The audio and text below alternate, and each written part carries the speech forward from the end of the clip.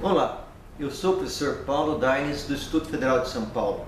Este vídeo é um material complementar da disciplina de Laboratório de Conversão de Energia 2. Neste vídeo nós vamos apresentar a parte teórica de um experimento que demonstra o funcionamento da minha máquina de indução trifásica operando tanto no modo motor quanto no modo gerador. Então nós pretendemos demonstrar em funcionamento a inversão do modo de operação da minha máquina. Bom, relembrando, a minha máquina síncrona tem um estator trifásico, onde cada fase é defasada no espaço de 120 graus. Eu posso ter dois tipos de rotor, rotor gaiola de esquilo ou rotor bobinado. Nesse experimento nós vamos trabalhar com a máquina com rotor bobinado. Então, detalhando aí o nosso estator, cada uma das suas fases é dividida em dois enrolamentos que estão sobre o mesmo eixo magnético. Eu tenho aqui então a fase U. A fase V também está dividida em dois enrolamentos sobre o mesmo eixo magnético, que está adiantado ou defasado 90 graus em relação à fase U. A fase W está defasada mais 120 graus e os seus dois enrolamentos também estão sobre o mesmo eixo magnético. E nesse experimento, o nosso rotor bobinado. Bom, relembrando aí o modelo da nossa máquina referido ao estator, Então, o nosso modelo da máquina é muito parecido com o modelo transformador. As diferenças são que eu não tenho tensão no secundário, meu secundário é curto-circuitado, e a resistência do secundário aparece dividido por S, que é o escorregamento da máquina. Então, o nosso S é variável. Bom, lembrem aqui que o S é a diferença entre ômega 1 menos ômega R dividido por ômega 1. Ou seja, se o ômega R for menor que o ômega 1, ou seja, se a rotação da minha máquina, se a sua velocidade de rotação for menor do que a velocidade síncrona, o meu S vai ser um valor positivo. Agora, se uma energia mecânica no eixo acelerar esse eixo de tal forma que o ômega R seja maior do que a velocidade síncrona da máquina, o meu S vai ser negativo. Dessa forma, por mais estranho que pareça, o R2 vai ser uma resistência com valor negativo. É claro que nós não conseguimos construir uma resistência com valor negativo, certo? Em termos de modelo, uma resistência negativa é um dispositivo que, em vez de dissipar energia, ele vai fornecer energia, ou seja, essa resistência negativa é uma fonte de tensão. Focando aqui então no nosso esquema mecânico e de conexões elétricas, nós temos então aqui nossa máquina de corrente contínua, acoplada no mesmo eixo aí ao motor de indução trifásico. Então essa máquina de corrente contínua, ela vai servir ou para ser uma carga no eixo para a máquina trifásica estar operando com o motor, ou ela vai ser uma fonte de energia mecânica para que a minha máquina de indução opere no modo gerador.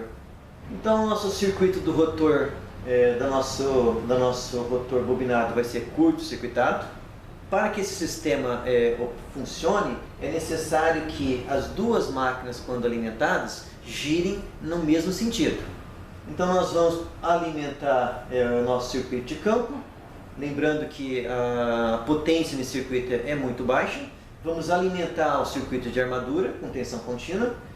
A nossa máquina de corrente contínua então vai absorver potência, vai ter o torque, essa máquina vai começar a acelerar, ela tem suas perdas elétricas, vai fornecer potência mecânica, nós vamos ter aí perdas mecânicas. Uma vez que nós conectarmos nossa máquina de indução trifásica na rede elétrica, nós podemos então fornecer ou absorver potência. E vamos, obviamente, também as perdas elétricas da minha máquina trifásica. Bom, o meu motor de indução, a minha máquina de indução trifásica vai operar como gerador se a minha máquina de corrente contínua acelerar o eixo acima da velocidade síncrona.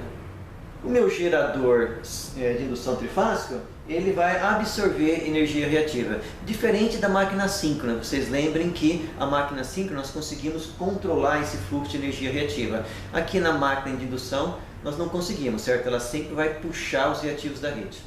Agora, se nós formos na máquina de corrente contínua e atuarmos para tentar frear o eixo, de tal forma que a velocidade fique abaixo da velocidade síncrona, nós vamos inverter o fluxo de potência, certo? Agora, minha máquina de indução trifásica, ela vai puxar potência da rede elétrica e vai passar a operar como motor.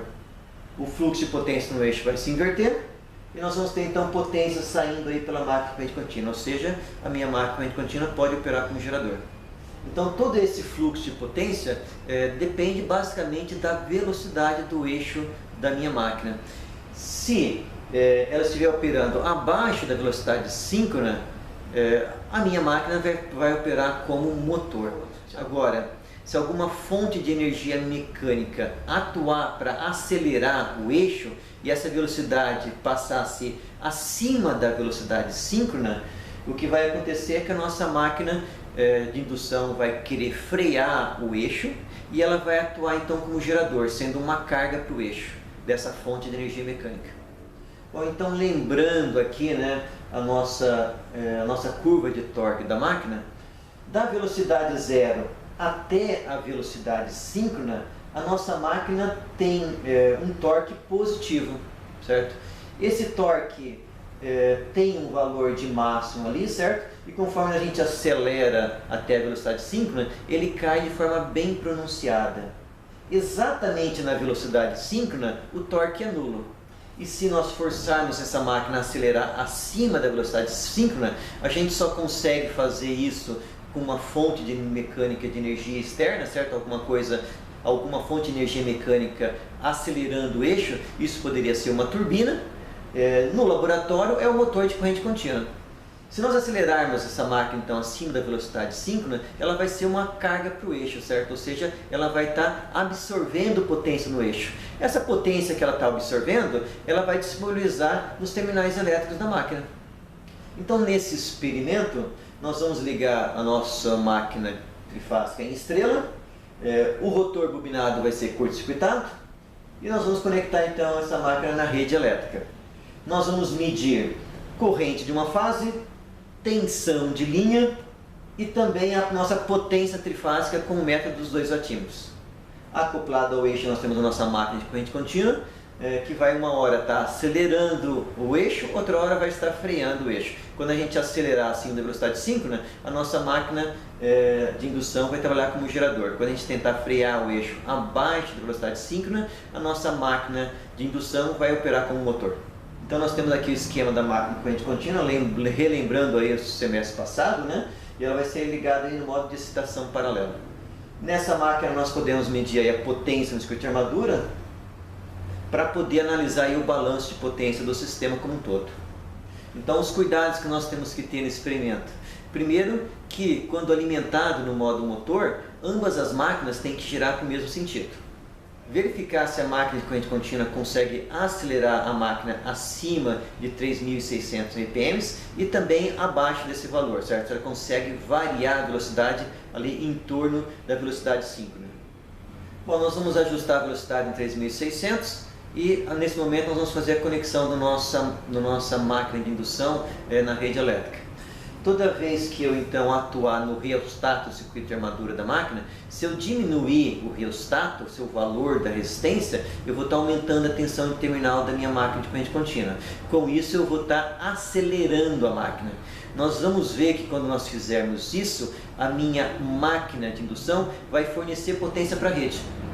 Agora, se nós aumentarmos o rheostato da máquina de corrente contínua, nós vamos diminuir a tensão de armadura.